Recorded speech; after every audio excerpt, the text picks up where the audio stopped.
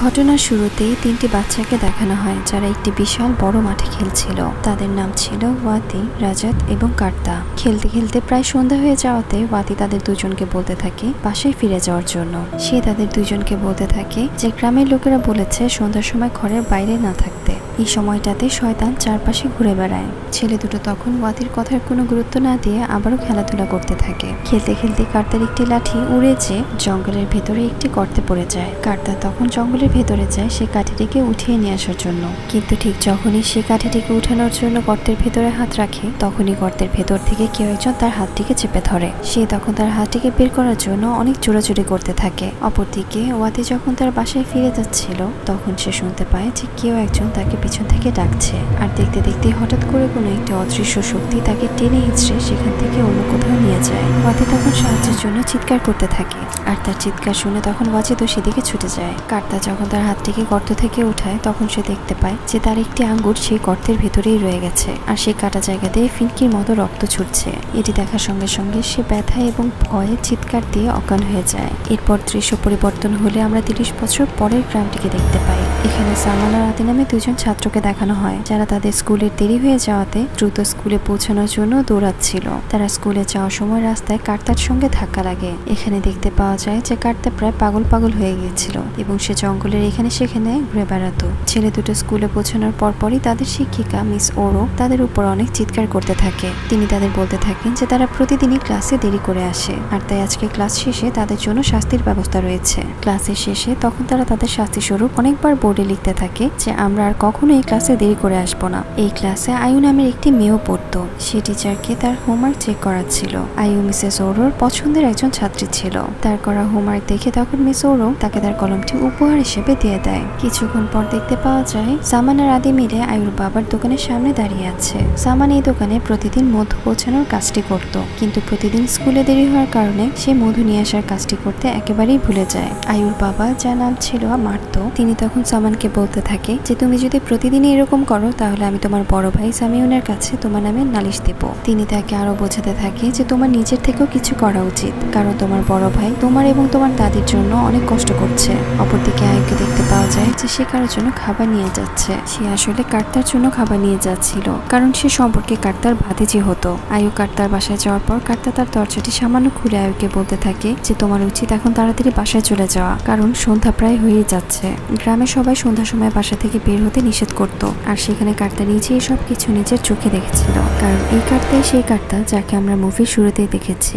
এরপর দেখতে পাওয়া যায় যে একটি মসজিদের মধ্যে অনেকগুলো বাচ্চা একজন ইমামের বেশ কিছু কথাবার্তা শুনছিল। ইমামটি বাচ্চাদের সবাইকে বোঝাচ্ছিল যে সন্ধ্যা হলে ঘর থেকে বের হওয়া উচিত না, কারণ সে সময় সব শয়তানগুলো ঘুরে বেড়ায়। তাই যদি কারো মাগরিবের নামাজ পড়ার সময় মসজিদে আসার প্রয়োজন হয় তাহলে তারা আজানে কিছুক্ষণ আগেই যেন চলে আসে। এদিকে দেখতে পাওয়া যায় যে সামান তার দাদির পাশে বসেছিল। তার দাদি শারীরিকভাবে একজন প্যারালাইজড, তার সাথে সাথে তিনি কিছু বলতেও পারতেন না। দেখতে দেখতে সামিউন বাসায় চলে আসে এবং মধু ঠিকঠাক মতো ডেলিভারি না করার কারণে সামানের সাথে অনেক চিৎকার করতে থাকে। একসময় সে সামানকে মারতেও নেয় এবং শেষ পর্যন্ত বলে যে যদি সে শেষ পর্যন্ত ঠিক মতো ডেলিভারি না করে তাহলে তার জন্য অনেক খারাপ হবে। এটি বলার পরপরই সে শহরের দিকে চলে যেতে থাকে কাজ করার জন্য। তার ভাই চলে যাওয়ার পর সামান সেখানে কিছু একটা ছায়ার মতো দেখতে পায়, কিন্তু সামান তাকানোর সঙ্গে সঙ্গে সেটি আবার গায়েব হয়ে যায়। সে তখন ভাবতে থাকে যে এটি হয়তোবা তার চোখের ভুল হতে পারে। পরদিন সকালে সামান দুটি মধুর বোতল সহ স্কুলে যেতে থাকে, যাতে করে সে একই সময় দুটি ডেলিভারি কাজ শেষ করতে পারে। কিন্তু প্রতিদিনের মতো আজকেও সে স্কুলে আসতে দেরি করে ফেলে, যার কারণে মিস ওরো আবারও তার উপর রাগ করতে থাকে। তিনি বরাবরের মতো আদি এবং সামানকে আবারও শাস্তির কথা মনে করিয়ে দেন। তিনি এবার তাদের দুজনকে বাথরুম পরিষ্কার করার দায়িত্ব দেন। তারা দুইজন তাদের শাস্তিগুলোকে তাড়াতাড়ি শেষ করার পর সেখান থেকে বের হয়ে যায়। কাজ শেষ করে যখন তারা সেখান থেকে বের হয় তখন প্রায় সন্ধ্যা হয়ে গিয়েছিল। তাদের দুজনের সেদিন একটি সিনেমা দেখার কথা ছিল, তাই তারা আর কোনো যানবাহন না পাওয়ায় সেখানে একটি ভ্যান দেখতে পায় এবং সেটিতেই উঠে বসে। অপরদিকে কার্তাকে দেখতে পাওয়া যায় যে সে জঙ্গলে কিছু লাকড়ি উঠাচ্ছিল। তখনই তার অদ্ভুত কিছু একটা অনুভূতি হতে থাকে। সে আকাশের দিকে তাকিয়ে দেখে পুরো আকাশ লাল হয়ে আছে, তার সাথে সাথে অন্যরকম বাতাসও বইছিল। তখনই তার মনে হয়ে যায় যে ঠিক এমনই পরিবেশ প্রায় 30 বছর আগে হয়েছিল, অর্থাৎ যখন জঙ্গলে সে তার আঙ্গুলটি রেখে এসেছিল। অপরদিকে সামান আর আদি যখন ট্রাকে করে যাচ্ছিল তখন তার আলোচনা করতে থাকে মিস ওরো সম্পর্কে। সামান বলতে থাকে যে মিস ওরো আসলে অনেক খারাপ একটা মানুষ, সে সারাক্ষণ আমাদের সঙ্গে চিৎকার চেঁচামেচি করতে থাকে, খুব ভালো হতো যদি সে একেবারেই মরে যেত। আদি তখন তাকে বলতে থাকে যে তার এই ধরনের কথা বলা ঠিক না। তখনই আমরা মিস ওরোকে দেখতে পাই যে কিনা তার বাসায় ছিল। সে তার বাসায় অদ্ভুত কিছু অনুভব করছিল, সে সেখানে অশরীরী কিছু একটা বুঝতে পারছিল। আর দেখতে দেখতেই বৃদ্ধ মহিলার রূপে একটি অদৃশ্য শক্তি এসে তার উপর ভর করতে থাকে। মিস ওরোর চোখগুলো সাদা হয়ে যায় এবং সে সেখানেই মারা যায়। অর্থাৎ দেখতে গেলে সামানের ইচ্ছাটি একদিকে পূরণ হয়ে গিয়েছিল। গ্রামের সবাই এর মধ্যে জানতে পেরে গিয়েছিল যে মিস ওরো মারা গেছে। তারা কেউই তার মৃত্যুর আসল রহস্য জানতো না। তারা ভেবেছিল যে মিস ওরোর অ্যাক্সিডেন্ট হয়েছে। মিস ওরোর খবর পাওয়ার পরপরই সামান এবং আদি সেখানে চলে আসে। সামানের মন খুবই খারাপ ছিল, কারণ সে কিছুক্ষণ আগ পর্যন্ত চাচ্ছিল যে মিস ওরো মারা যাক।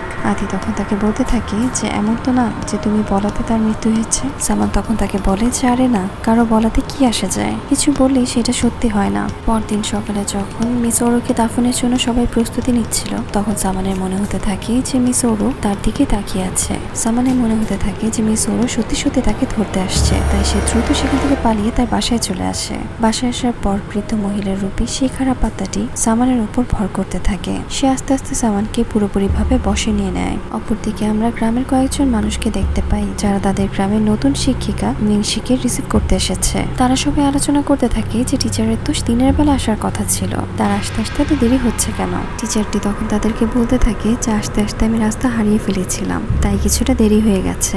তিনি সবার সাথে পরিচিত হতে থাকেন এবং সেখানে আমরা কার্তাকেও দেখতে পাই যে লুকিয়ে লুকিয়ে তাদের সবাইকে দেখছিল। সে কিছুটা ভয়ে এবং চিন্তায় অস্থির ছিল। পরদিন সকালে আদিকে দেখতে পাওয়া যায়। সামান স্কুলে না যাওয়ায় সে সেদিন একাই স্কুলে চলে আসে। স্কুলে আসতে আসতে তার অনেকটা দেরিও হয়ে যায়, কিন্তু নতুন টিচার তাকে কিছুই বলে না। সে ভাবতে থাকে যে মিস নিংশি অনেক ভালো একজন শিক্ষিকা। অপরদিকে আমরা সামিউনকে দেখতে পাই। সে মাংতুর দোকানে মধু ডেলিভারির টাকাগুলো নিতে এসেছিল। এখানে আসার পর সে জানতে পারে যে সামান আসলে কোথাও মধু ডেলিভারি করেই নি। এটি শোনার পর তার রাগ অনেক বাড়তে থাকে। সে দ্রুত বাসায় চলে আসে এবং সাথে সাথেই সামানকে ধরে মারতে শুরু করে। কিন্তু সে তো জানতো না যে সামান ততক্ষণ পর্যন্ত সে অদৃশ্য আত্মাটির বশেই রয়েছে। সামান তখন সামিউনের দিকে তাকিয়ে বলতে থাকে যে তাকে মেরে ফেলো। আর সঙ্গে সঙ্গে সেই বৃদ্ধ মহিলার আত্মাটি সেখানে উড়ে চলে আসে। আত্মাটি সামিউনকে পুরোপুরিভাবে বশে নিয়ে আসে। আর সামান তার নিজের ভাইকে একটি ছুরি দিয়ে কোপাতে কোপাতে মেরে ফেলে। তাকে দেখে বোঝা যাচ্ছিল যে সে পুরোপুরিভাবে শয়তানের আয়ত্তে চলে এসেছে। সে তখন বাইরে এসে তাদের বাসার সব মুরগিগুলোকে জবাই করে এবং সেগুলোর রক্ত বোতলে ভরে সে মার্তোর কাছে দিয়ে আসে। রক্তে ভরা বোতলগুলো দেখে মার্তো তখন অনেক ভয় পেয়ে যায় আর সামান দ্রুত সেখান থেকে পালিয়ে যায়। অপরদিকে আদি এবং আয়ুকে দেখানো হয়। আয়ু বারবারই মিস ওরোর বিভৎস আত্মাটিকে দেখতে পাচ্ছিল আর আত্মাটি চিৎকার করে করে শুধু সামানের নামই বলছিল। স্কুল ছুটির পর আয়ু তার বাবার দোকানের সামনে এসে বসে। সে তখন শুনতে পায় যে তারা সবাই সামানকে নিয়ে কথা বলছিল, কারণ সামান বোতলে ভরে অনেকগুলো রক্ত এখানে রেখে গেছে। লোকগুলো তখন বলতে থাকে যে বাকি মুরগিগুলো নিশ্চয়ই সেই মেরেছে। তারা সবাই মিলে তখন সামানের বাসার দিকে রওনা দেয়। আয়ু আর আদিও তখন তাদের পেছন পেছন আসতে থাকে। তারা সবাই সামানের ঘরে দরজাটি খুলে দেখতে পায় তার ভাইয়ের মৃত লাশটি পড়ে আছে। অপরদিকে আয়ু আর আদি মিলেও ততক্ষণে সামানকে খুঁজে বের করে ফেলে। তারা দেখতে পায় যে সামান একটি পুকুরের পাড়ে দাঁড়িয়ে অদ্ভুতভাবে হাসছে। সবাই মিলে তখন সামানকে একটি বাসায় নিয়ে যায়, কিন্তু সামান একেবারেই চুপ করেছিল। সে কারোর সাথে কোনো কথা বলছিল না, শুধুমাত্র গোগানির মতো শব্দ করে যাচ্ছিল। তখনই সেখানে নিংশি নামে তাদের সেই টিচারটি চলে আসে এবং সবাইকে বলতে থাকে যে সে সামানের সঙ্গে কিছুক্ষণ কথা বলতে চায়। সে সবাইকে বোঝাতে থাকে যে হয়তোবা সামান তাকে কিছু হলেও বলতে পারে। সে ভেতরে যাওয়ার কিছুক্ষণ পরেই বাইরে চলে আসে এবং সবাইকে বলতে থাকে যে সামান তাকে কিছুই বলেনি, সে শুধু গোগানের মতো শব্দই করে যাচ্ছে। দূর থেকে কার্তা এই সব কিছুই দাঁড়িয়ে দাঁড়িয়ে দেখছিল। তাকে দেখে মনে হচ্ছিল যে সে কিছু একটা নিয়ে অনেক চিন্তায় আছে। কিছুক্ষণের মধ্যে সামান স্যামুয়েলের মৃত আত্মাটিকে দেখতে পায়। সেই সাথে সে তাদের সেই টিচারটিকেও দেখতে পায়। তারা তাকে বলতে থাকে যে চলে যাও। আর এই কথা বলার কিছুক্ষণের মধ্যেই সে তার নিজের গলায় দড়ি বেঁধে আত্মহত্যা করে। সামানের চলে যাওয়ার পর আদি এবং আয়ু অনেকটাই ভেঙে পড়ে। তখনই সে তাদেরকে অনেক বোঝায় এবং সান্ত্বনাও দিতে থাকে। সে আদিকে অনেকভাবে বোঝাতে থাকে যে সবকিছু রেখে এখন তার পড়াশোনার প্রতি মনোযোগ দেওয়া উচিত। সে তখন আদিকে আরো বলতে থাকে যে তুমি এখানে থেকে তোমার হোমওয়ার্কগুলো শেষ করো। তার কথা মতো আদি তখন এখানে বসেই তার হোমওয়ার্কটি করতে থাকে। প্রায় সন্ধ্যা হয়ে যাওয়ার সময় স্কুলের পিয়ন এসে তখন নিংশিকে বলতে থাকে স্কুলটি এখন বন্ধ করতে হবে। পিয়নটি আদি সম্পর্কে বলতে থাকে যে সন্ধ্যা হয়ে যাচ্ছে, এখন তাকে বাসায় পাঠিয়ে দেওয়া উচিত। নিংশি তখন পিয়নকে বলতে থাকে যে আমি নিজে যেয়ে ওকে বাসায় পৌঁছে দিয়ে আসবো। আসবো। আর সে তখন আদির দিকে ঘুরে বলতে থাকে যে তুমি যাওয়ার আগে অবশ্যই মাগরিবের নামাজ পড়ে যাবে। তার কথা মতো আদি যখন তার নামাজ শেষ করে বাইরে বেরিয়ে আসে তখনই সে সামানের আত্মাটিকে দেখতে পায়। আত্মাটি আস্তে আস্তে আদিকে ডাকতে থাকে এবং আদিও একসময় সেই আত্মাটির বশে চলে আসে। তার এই সম্পূর্ণভাবে বশে চলে আসার ব্যাপারটা তার বাসায়ও কেউ জানতে পারে না। অপরদিকে কান্তা একটি তাবিজ নিয়ে এসে সেটি আদির বাসাতে ঝুলিয়ে দিতে থাকে। ঠিক তখনই আদির বাবা সেখানে চলে আসে এবং সে কান্তাকে সেখান থেকে বের করে দেয়। ঠিক এমন একটি তাবিজ কান্তা সামানের বাসাতেও লাগিয়েছিল, কিন্তু কেন এটি আমরা সামনেই জানতে পারবো। পরদিন দেখতে পাওয়া যায় যে আদি ক্লাসে চুপচাপ বসে আছে। স্কুল ছুটির পর সব বাচ্চারা বাসায় চলে গেলেও আদি সেখানেই বসে থাকে। আয়ু একসময় তাকে দেখে অনেক চিন্তায় পড়ে যায়। এরপর আয়ু বাসায় যাওয়ার জন্য রওনা দিলে সে আবারও সেখানে মিস ওরোর আত্মাটিকে দেখতে পায়, কিন্তু সেই আত্মাটি এখন সামানের নাম রেখে আদির নাম নিচ্ছিল। তখনই আয়ু উঠে সঙ্গে সঙ্গে আদিকে খুঁজতে থাকে, কিন্তু সে এসে দেখে যে আদি ক্লাসে নেই। তাই সে তাকে আশেপাশে সব জায়গায় খুঁজতে থাকে, কিন্তু আয়ু আদিকে কোথাওই খুঁজে পায় না। অপরদিকে আদিকে দেখতে পাওয়া যায় যে সে একটি বাচ্চাকে তার সঙ্গে নিয়ে কোথাও যাচ্ছে। গ্রামের সব মানুষ মিলে তখন আদি এবং সে বাচ্চাটিকে খুঁজতে থাকে, কিন্তু তারা কোথাও তাদের দুজনকে খুঁজে পায় না। পরদিন সকালে নিংশি তার ক্লাসে সবাইকে বলতে থাকে যে ক্লাস শেষে সবাই নিজেদের মতো করে সবার বাসায় চলে যাবে এবং যে যার বাসায় যেয়ে আদির জন্য এবং সে বাচ্চাটির জন্য দোয়া করতে থাকো যাতে আমরা তাদের দ্রুতই পেয়ে যাই। স্কুল ছুটির পরে আয়ু সরাসরি নিংশির কাছে চলে আসে এবং সে তার হাতে একটি তাবিজ ধরিয়ে দেয়। নিংশি তখন সেটিকে সঙ্গে সঙ্গে হাত থেকে ফেলে দেয় এবং জিজ্ঞাসা করতে থাকে যে কি এটা। আয়ু তখন বলতে থাকে যে এটি একটি তাবিজ এবং এটি আপনাকে বিপদ থেকে রক্ষা করবে। নিংশি তখন তাকে বলতে থাকে যে আমি এসব কিছুতে বিশ্বাস করি না এবং আমি মনে করি যে তোমারও এসব মানা উচিত না।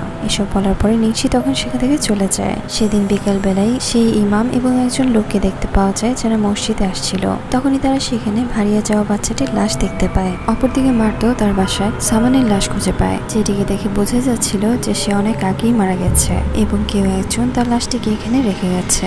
এরপর দেখতে পাওয়া যায় যে আয়ু রাস্তা দিয়ে কোথাও যাওয়ার সময় সে দেখে যে তার সামনে আদি দাঁড়িয়ে আছে। আয়ু তখন কিছুক্ষণ তার সাথে কথা বলার চেষ্টা করার পরপরই আদি তাকে মারার জন্য দৌড়ে তার দিকে আসতে থাকে। তখন গ্রামের একজন মহিলা দ্রুত আয়ুকে ঘরের ভেতর নিয়ে তাদের ঘরের দরজাটি বন্ধ করে দেয়, কিন্তু আদি বাড়ির পেছনের দরজা দিয়ে ঢুকে আয়ুর উপরে আক্রমণ করতেই যাচ্ছিল। ঠিক তখনই আমির নামের লোকটি এসে আদির মাথায় একটি জোরে আঘাত করে এবং আদি সেখানেই অজ্ঞান হয়ে যায়। কিছুক্ষণের মধ্যেই তখন গ্রামের ইমাম এবং আরো বেশ কিছু মানুষজন সেখানে চলে আসে।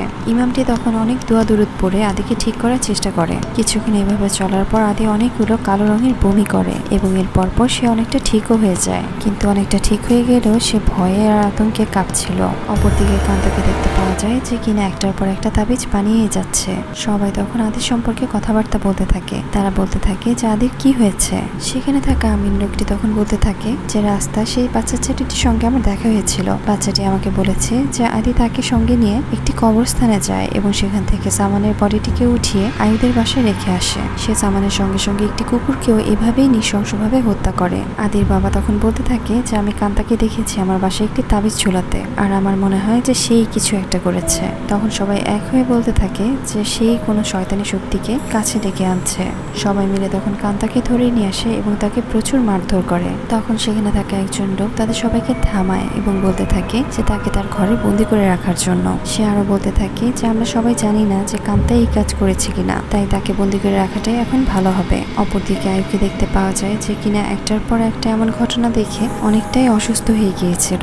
সে মার্তোকে বলতে থাকে যে কান্তা আসলে কিছুই করেনি, কিন্তু মার্তো তার কথার কিছুই বুঝতে পারছিল না। এরই মধ্যে সেখানে আয়ুর সাথে দেখা করার জন্য নিংশি চলে আসে, আর তাকে দেখে আয়ু তখন অনেক ভয় পেয়ে যায়। নিংশি তখন আয়ুকে বলতে থাকে যে সে কান্তার বাসায় গিয়েছিল এবং সেখান থেকে এটিও জানতে পেরেছে যে আয়ু প্রায়ই তার বাসায় যেত। আর এরই সাথে আগের ঘটে যাওয়া কিছু ঘটনাও দেখানো হয়, আর এখানেই মুভির আসল ঘটনা বের হয়ে আসে। একদিন আয়ু কান্তার বাসায় গেলে সে তাকে বলতে থাকে যে আকাশের হঠাৎ করে লাল হয়ে যাওয়া এবং অদ্ভুতভাবে বাতাসের চলাচল, এসব কিছুই সে 30 বছর আগে অনুভব করতে পেরেছিল। আর এসব কিছু মিলেই কান্তার মনে হচ্ছিল যে নিংশি আসলে একটি খারাপ জিন, যেগুলো কিনা বাচ্চাদের ধরে ধরে মেরে ফেলে। আর এটি প্রমাণ করার জন্য নিংশির হাতে একটি তাবিজ ধরাতে হবে। নিংশি যদি এই তাবিজটি ছুঁড়ে ফেলে দেয় তার মানে সে আসলে একটি খারাপ জিন। আর তার কথা মতো আয়ু তখন নিংশিকে একটি তাবিজ দিয়েও ছিল, যেটি কিনা নিংশি ছুঁড়ে ফেলে দিয়েছিল। এসব কিছু নিংশি তার নিজের মুখেই বলছিল।